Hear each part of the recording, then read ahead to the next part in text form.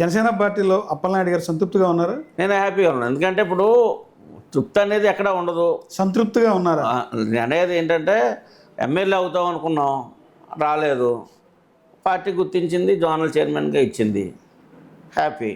ఎందుకంటే party గుర్తించడమే main. గుర్తించి zonal చైర్మన్గా ఇచ్చింది, నేనేం అడగలేదు అది ఇమ్మని. ప్రభుత్వం రాగానే స్థానం కల్పిస్తున్నారు, ఇచ్చారు. దాని మీద నాకు అప్పచెప్పినటువంటి బాధ్యత వరకు నా పని నేను చేసుకుని వెళ్తున్నా. నా కాన్ఫిడెన్స్లో నా పార్టీని డెవలప్ చేసుకుని వెళ్తున్నా.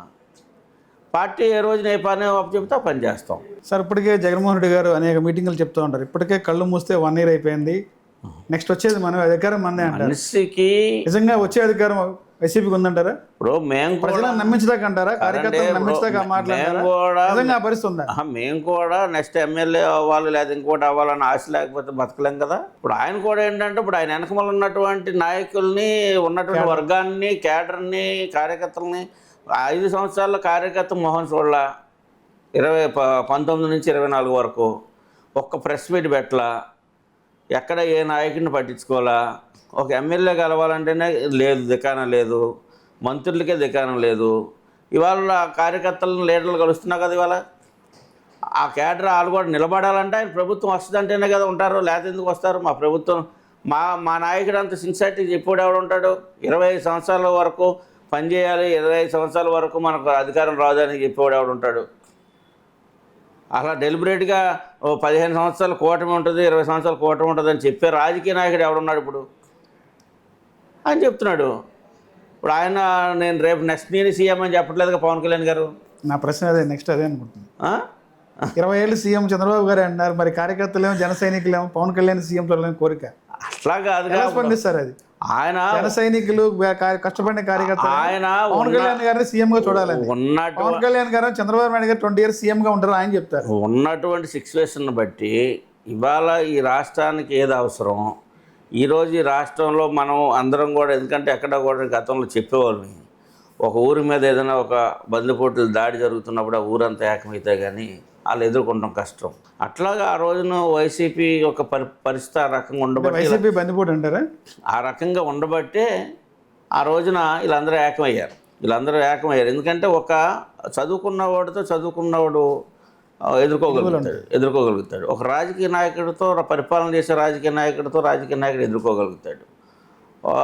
ఆ సముద్రం ఉంటుంది. ఒక రాజకీయ నాయకుడికి, ఒక చదువుకున్నవాడికి, ఒక రౌడీకి, ఒక గూండాకి ఉండదు కదా. ఆ పరిస్థితులు ఉన్నాయి. ఆ పరిస్థితులు ఉన్నాయి కనుక వీళ్ళంతా ఏకమయ్యారు. రేపొద్దున ఆ పరిస్థితులు పోవచ్చేమో. ఇప్పుడు తాడుగట్టిన భార్య అనే 1 సంవత్సరం ఉంటుందో 2 సంవత్సరాలు ఉంటుందో లేదో, అన్నదమ్ములు కలిసి ఉంటామో లేదో తెలియదు, ఉమ్మడి కుటుంబాలు ఉంటాయో ఉండవో తెలియదు. ఇవాళ ఈ సిచ్యువేషన్, ఇది ప్రజలకు మనం మాట ఇచ్చాం కనుక కమిట్మెంట్గా మనం పని చేయాలి, కూటమి ఆధ్వర్యంలో చేయాలి పని.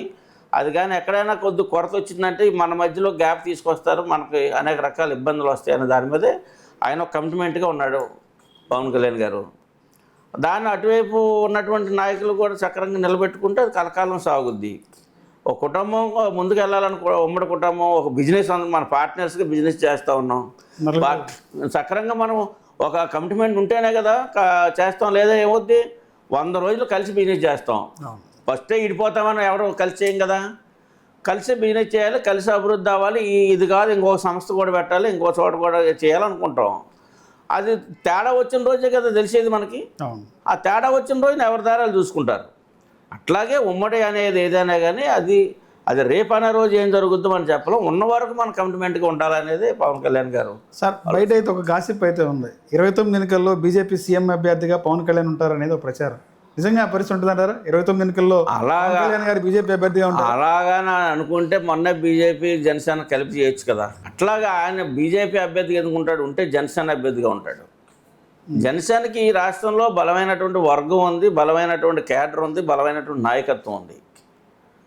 ఆయన తగ్గించుకుంటూ మా నాయకత్వం కాదు, మీ ముగ్గురం కలిపి చేద్దామని చెప్పేసి బీజేపీ వాళ్ళు అందరినీ తీసుకొచ్చి మాకున్న సీట్లు కూడా వాళ్ళకి ఇచ్చే వ్యవహారం చేసినటువంటి పరిస్థితి.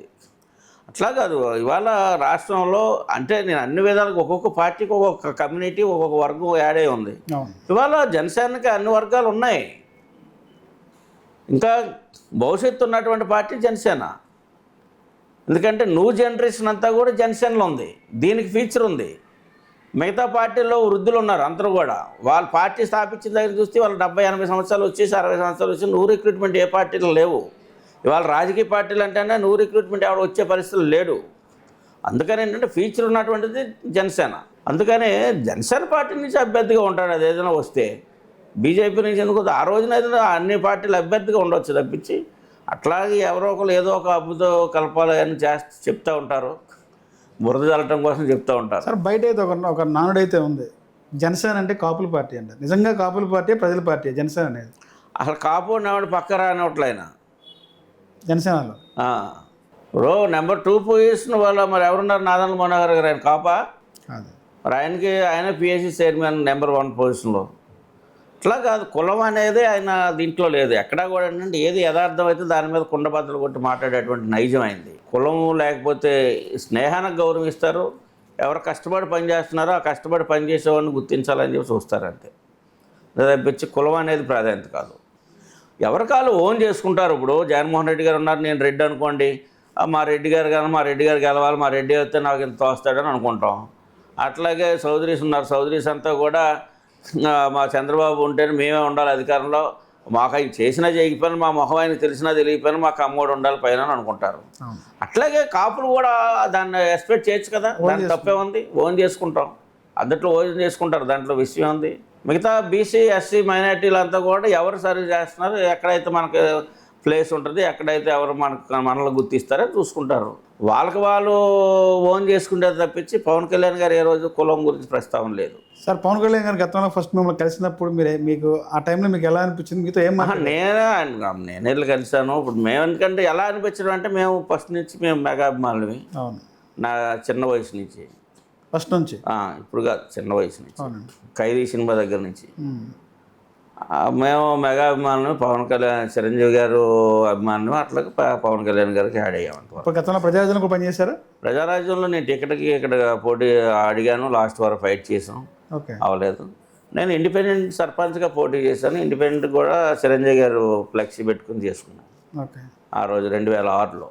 అట్లా ఏంటంటే మేము స్వతహాగా అభిమానులు కనుక అభిమాన సంఘాల్లో ఉన్నాం ఫస్ట్ నుంచి. మాకు ఇది ఉంది, దానివల్ల మాకు కొత్తగా కలిసామన్నటువంటి ఇదేమి లేదు. మేము 2009లో చిరంజీవి గారి ఇంటికి వెళ్ళాం, అక్కడ పార్టీలో తిరిగామంతా, అదేం కాదు. వారాహి యాత్ర అనేది ఏలూరు నుంచి స్టార్ట్ చేశారు. ఆ టైంలో సెకండ్ వారాహి యాత్ర ఇక్కడి నుంచి స్టార్ట్ చేశారు. ఇక్కడే వాలంటీర్ల విషయాలు కానీ అనేకమంది వచ్చినాయి. ఆ రోజు మాట్లాడిన మాటలు, ప్రజలకు ఇచ్చిన హామీలు ఈ రోజు అమలు అవుతున్నాయా?